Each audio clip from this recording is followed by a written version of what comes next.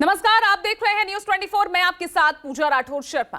कर्नाटक के चुनाव के लिए प्रचार खत्म हो चुका है, लेकिन पिछले 15 दिनों प्रचार में प्रदेश के मुद्दों से ज्यादा बजरंगबली, हिजाब, टीपू सुल्तान, केरला स्टोरी जैसे मुद्दे ही छाए रहे। कर्नाटक चुनाव विवादित बोल का अखाड़ा बन गया, लेकिन अब बारी पब्लिक की है। कर्नाटक की जनता को बजरंगबली और जहरीले बोल कितने पसंद आए, देखिए इसी पर हमारी ये डिटेल रिपोर्ट।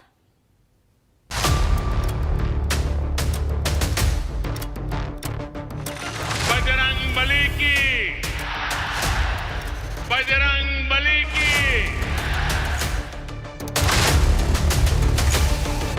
हनुमान जी के रहते हुए भूत पिशाच से निकट नहीं आवे, महावीर जब नाम सुनावे। ಮೋದಿ ಅಂದ್ರೆ ಈ ವಿಷದ ಹಾವಿದ್ದಂಗೆ। जहरीला सांप, ऐसा नालायक बेटा बेटा तो कैसा होता भाई, घर कैसे चलेगा। नालायक, हिंदू विरोधियों को मार डालो,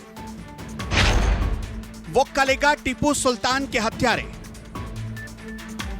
कर्नाटक में जुबानी नाटक ने रोमांच की सारी हदें तोड़ दी। बीजेपी ने भी घोषणा पत्र जारी किया और कांग्रेस ने भी, लेकिन चर्चा घोषणा पत्र से ज्यादा बजरंग दल, बजरंगबली, टीपू सुल्तान और शिवाजी की होती रही। पार्टियों को क्यों लगता है कि कर्नाटक में बेलगाम होकर ही चुनाव जीता जा सकता है?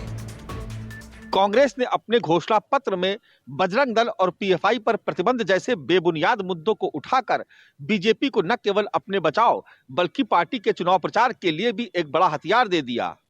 कांग्रेस ने अपने घोषणा पत्र में 5 गारंटी का जिक्र किया और पूरे चुनाव भर बीजेपी इन 5 वादों पर तंज कसती रही। ಮೋದಿ ಅಂದ್ರೆ ಈ ವಿಷದ ಹಾವಿದ್ದಂಗೆ। ನೀವಂದ್ರೆ ಇದು ವಿಷ ಅದ ಇಲ್ಲ ನೋಡೋಣ, ಸ್ವಲ್ಪ ನೆಕ್ ನೋಡೋಣ ಅಂತ ನೆಕ್ಕಕ್ ಹೋಗಿರಿ, ನೆಕ್ಕರು ಸತ್ತ ಇಲ್ಲ। ಇದು ವಿಷ ಅದಾನೋ ಎಲ್ಲೋ ಮೋದಿ ಕೊಟ್ಟಣ, ಒಳ್ಳೆ ಮನುಷ್ಯನ ಪ್ರಧಾನ ಮಂತ್ರಿ, ನಾವು ಸ್ವಲ್ಪ ನೋಡೋಣ। कांग्रेस अध्यक्ष केसी बयान ने बीजेपी के लिए मुफीद माहौल तैयार कर दिया। चुनाव प्रचार को बदरंग करने की शुरुआत प्रधानमंत्री मोदी पर पर्सनल टिप्पणी से हुई, फिर तो इसके बाद बाढ़ सी आ गई। अब खड़गे जी को कांग्रेस ने अध्यक्ष तो बना ही दिया है, पार्टी के अंदर कोई मान नहीं रहा। पोस्टर बैनर अभी भी गांधी परिवार के ही लगते हैं, तो खड़गे जी सोचते मैं ऐसा कौन सा अपमानित करने वाला स्टेटमेंट मोदी जी को दूं जो सोनिया जी से भी भद्दा हो। कभी कोई कहता है मौत का सौदागर, कभी कोई कहता है नीच, कभी कोई कहता है बिच्छू, कभी कोई कहता है मोदी तेरी कब्र खुदेगी। अरे इस भाषा का प्रयोग करती है कांग्रेस पार्टी, मोदी तेरी कब्र खुदेगी। शर्म आनी चाहिए इन कांग्रेस के नेताओं को, देश से माफी मांगनी चाहिए। उसके बाद कूद पड़े बीजेपी विधायक। बसन गौड़ा ने सोनिया गांधी को विषकन्या कहकर हंगामा और बढ़ा दिया। बसन यही नहीं रुके, वो गांधी परिवार के चीन और पाकिस्तान तक लिंक निकालने लगे। ये वही बसन गौड़ा पाटिल हैं जिन्होंने मंच से खुलेआम धमकाना भी शुरू कर दिया कि अगर कोई भी हिंदू विरोधी बात करेगा तो उसे मार दिया जाएगा। ನಮ್ಮ ಧರ್ಮದ ಬಗ್ಗೆ, ಭಾರತದ ಬಗ್ಗೆ, ಹಿಂದೂಗಳ ಬಗ್ಗೆ ಪಾಯಿಂಟ್ ಅಂದ್ರೆ ಪಾಯಿಂಟ್ ಅದೇ ನಾನು 2 ಮಾತು ಮುಗ್ತೀನಿ। ಜೈ ಹಿಂದ್, ಜೈ ಕರ್ನಾಟಕ, ನಾವು ಕರ್ನಾಟಕ ಕೊಡ್ತೀವಿ। ಪಾಯಿಂಟ್ ಅಂದ್ರೆ ಡಮ್, ಪಾಯಿಂಟ್ ಅಂದ್ರೆ ಎನ್ಕೌಂಟರ್, ಭಾರತದ ವಿರುದ್ಧ ಮಾತ್ರ ಡಮ್, ಜೈಲು ಒಳದಾಗಿನ ಮ್ಯಾಗ ಕಳ್ಸೋದು ಕಡಿಮೆ, ರೋಡ್ ಮ್ಯಾಗನೇ ಡಿಸಿಷನ್। कर्नाटक में भाजपा के एक स्टार प्रचारक हैं बसन गौड़ा पाटिल यत्नाल। उन्होंने कांग्रेस की पूर्व अध्यक्षा और कांग्रेस पार्लियामेंट्री पार्टी की चेयरपर्सन श्रीमती सोनिया गांधी जी को विषकन्या ही नहीं कहा, पाकिस्तान और चीन का एजेंट तक कहा है। मैं पूछना चाहती हूं, क्योंकि वो नरेंद्र मोदी जी के बहुत चहेते हैं, कि क्या ये उनके शब्द हैं या ये बोल नरेंद्र मोदी के और बासवराव बोम्मई जी के हैं जो सिर्फ वो बोल रहे हैं? ये राजनीति में हर मर्यादा, हर शुचिता, हर सीमा को लांघने वाला बयान है। लेकिन ये जुबानी गेम यहीं पर खत्म नहीं हुआ, बल्कि इस गेम में जल्द ही कूद पड़े कांग्रेस अध्यक्ष मल्लिकार्जुन खड़गे के बेटे प्रियांक खड़गे। प्रियंक खड़गे ने मोदी पर विवादित टिप्पणी करते हुए नालायक शब्द तक का इस्तेमाल कर दिया, जिसके बाद उनको इलेक्शन कमीशन की तरफ से विवादित बयान पर नोटिस पे मिला। See, there is a poison in the mind of Kharge. It is a prejudiced mind towards Narendra Modi ji and BJP because this kind of thinking comes because of desperation. They have been unable to fight him politically in the parliament, outside, and they are seeing that their ship is sinking. So desperately they are making all this.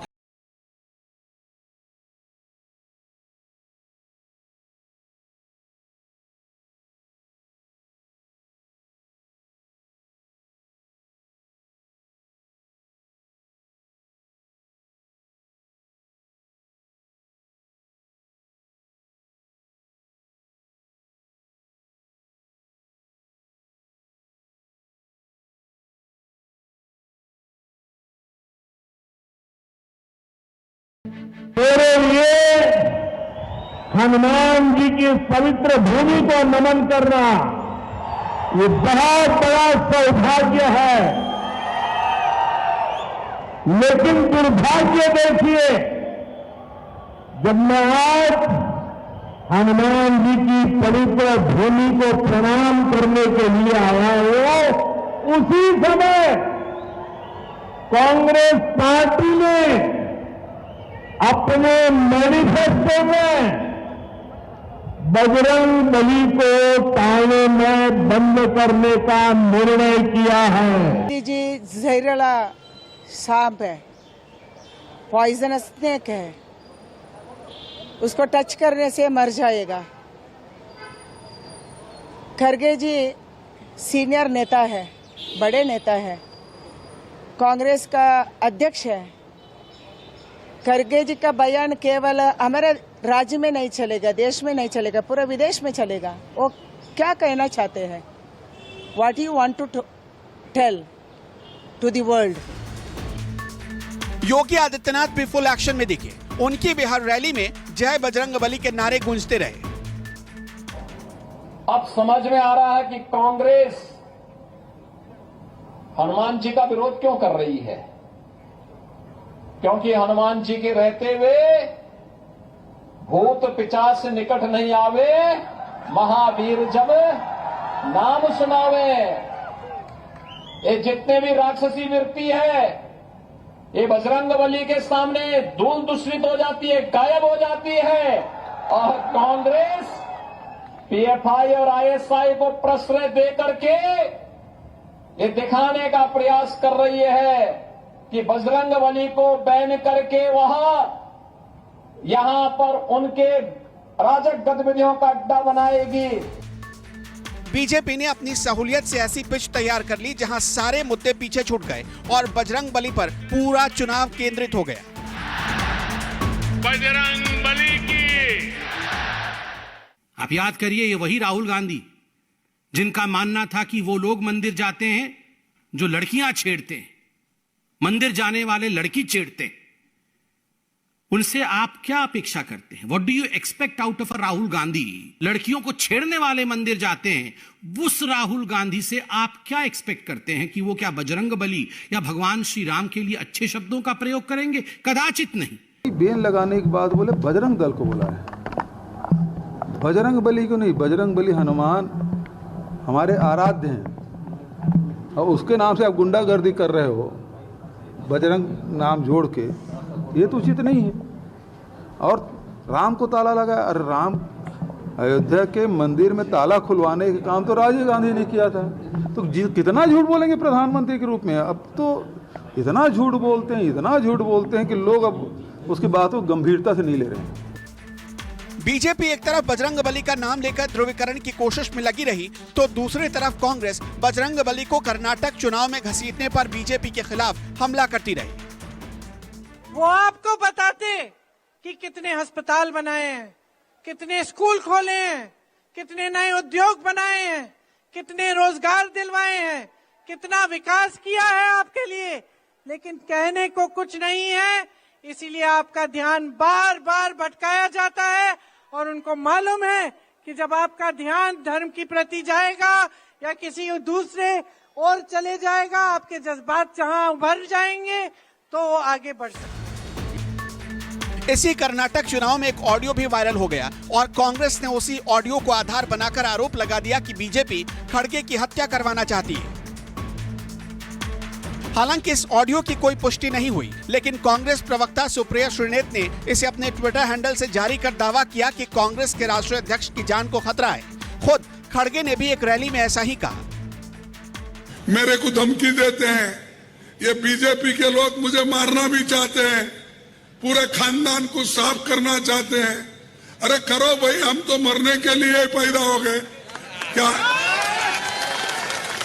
क्या कोई आदमी 200 साल जीता है? कोई 150 साल जीता है? अरे उम्र ही हिंदुस्तान में जो है 70-72 साल की है। मैं तो अब बोनस में जी रहा हूं, 81 साल है मेरे। मणिकंठ राठौड़ नाम का भाजपा का बड़ा नेता है, प्रधानमंत्री मोदी का, मुख्यमंत्री मुंबई का बड़ा चहेता है, चित्रपुर विधानसभा से भाजपा का प्रत्याशी है। 40 से ज्यादा केसेस दर्ज हैं इसके खिलाफ। तेलंगाना, महाराष्ट्र, कर्नाटक के पुलिस स्टेशंस में उसमें धोखाधड़ी का मामला है, उसमें शांति भंग करने का मामला है, उसमें घोटाला है अन्य का, लेकिन सबसे बड़ा उसमें हत्या का भी मामला है और जानलेवा हमलों के मामले हैं। यह व्यक्ति एक ऑडियो टेप पर यह कहता हुआ पाया जाता है कि यह कांग्रेस अध्यक्ष खड़गे जी और उनके पूरे परिवार का सफाया कर देगा। मतलब क्या इस बात का? क्या कर्नाटक में आगामी हार देखकर अब भाजपा के लोग हत्या पे उतर आए? इसी बीच कांग्रेस ने देश के बड़े बड़े अखबारों में एक एडवर्टीजमेंट निकाल दिया, जिसमें दावा किया गया कि बीजेपी के नेता और उसकी सरकार कमीशन लेते हैं। आप ही की बनाई गई सरकार जनता को 40% सरकारा बनके लूट रही थी, तो आप क्या कर रहे थे? लेकिन आज मुझे समझ में आ गया, जब ये लूट मच रही थी तो आपकी आंखें बंद क्यों थी? आपकी आंखें बंद इसलिए थी क्योंकि आप सपना देख रहे थे, बिजी थे, बहुत बड़े बड़े सपने देख रहे थे, तो आपने लूट मचने दी, आपने चोरी होने दी, आपने रोका नहीं किसी को। ये कैसी बात हुई? 40% सरकारा क्यों है आपकी सरकार का नाम? हजारों बड़ी बड़ी कंपनियां और उसमें काम करने वाले लाखों लोगों पर बात होने की बजाय कर्नाटक के चुनाव में ध्रुवीकरण पूरी तौर से हावी रहा। और ध्रुवीकरण की इस रेस में सिर्फ बीजेपी ही नहीं बल्कि कांग्रेस भी दौड़ती रही। कर्नाटक के चुनाव में नैतिकता डिरेल हुई कांग्रेस अध्यक्ष मल्लिकार्जुन खड़गे के बयान से। मित्रों, अभी एक गारंटी कार्ड बांट रहे हैं, कुछ कुछ गारंटी दे रहे हैं। अब उनको तो कोई तकलीफ है नहीं, वादा करने में भाजपा को तकलीफ है, उनको कोई तकलीफ नहीं है। मैं बताऊं क्यों तकलीफ नहीं है? क्योंकि उनको सत्ता पर आना ही नहीं, तो वादा करने में क्या आपत्ति है बताओ? वो कुछ भी कह सकते हैं। अरे कांग्रेस वालों, आपकी गारंटी का कोई मूल्य नहीं है, आपकी आबरू ही नहीं बची है, आपके गारंटी कार्ड की कोई वैल्यू नहीं है। मगर मैं गारंटी देता हूं कर्नाटक की जनता को, अगर गलती से भी कांग्रेस आ गई तो ऑल टाइम हाई करप्शन की गारंटी है। प्रचार के आखिरी दिन राहुल गांधी ने फिर से 40% कमीशन और युवाओं की नौकरी की बात की। राहुल लोकल बस में भी चढ़े और यूथ से मुलाकात की। पैसा इन्होंने आपसे चोरी किया है। कॉन्ट्रैक्टर एसोसिएशन ने नरेंद्र मोदी जी को चिट्ठी लिखी, कहते हैं प्रधानमंत्री जी, कर्नाटक में आपकी सरकार 40% कमीशन लेती है। आज तक नरेंद्र मोदी जी ने उस चिट्ठी का जवाब नहीं दिया। इसी बीच कांग्रेस के एक ट्वीट ने बहुत बड़ा विवाद खड़ा कर दिया। इस ट्वीट में कर्नाटक के संप्रभुता का जिक्र किया गया। ट्वीट में सोनिया गांधी की तस्वीर लगी थी, उनके भाषण को कोट किया गया था, जिसको लेकर बीजेपी ने चुनाव आयोग से शिकायत कर दी। बीजेपी इस ट्वीट के बहाने सवाल उठाने लगी कि कांग्रेस कर्नाटक को इंडिया से अलग करना चाहती है। कर्नाटक के सभी भाई बहनों से अनुरोध है कि कर्नाटक को भाजपा की लूट से बचाने के लिए, कर्नाटक की लूट से बचाने के लिए इस 10 मई को कांग्रेस के सभी उम्मीदवारों को अपना एक एक वोट देकर भारी बहुमत से जिताए। असम के मुख्यमंत्री हिमंता बिस्वा शर्मा ने भी कांग्रेस की गारंटी का मजाक उड़ाया। हेमंता बिस्वा शर्मा ने कहा कि जिनकी खुद की गारंटी नहीं, वो कर्नाटक की गारंटी ले रहे हैं। सोनिया जी 20 साल खाली एक ही काम में लगते रहा कि कैसे राहुल जी को कुछ बनाया जाए। जो व्यक्ति का खुद का गारंटी नहीं है, वो कर्नाटक का गारंटी कैसे ले सकता है? आप थोड़ा मुझको बोलिए तो, आप क्या गारंटी लेगा? कर्नाटक चुनाव में पूरे राज्य में 9,125 सभाएं हुई। मंदिर और मेरठ में 311 बार विजिट की गई। कुल मिलाकर बीजेपी ने 1,377 रोड शो किए। रोड शो में कुल 9,87,481 लोग शामिल हुए। पीएम ने 19 रैली की और 6 रोड शो किया। जेपी नड्डा ने 10 रैली की, 16 रोड शो किया।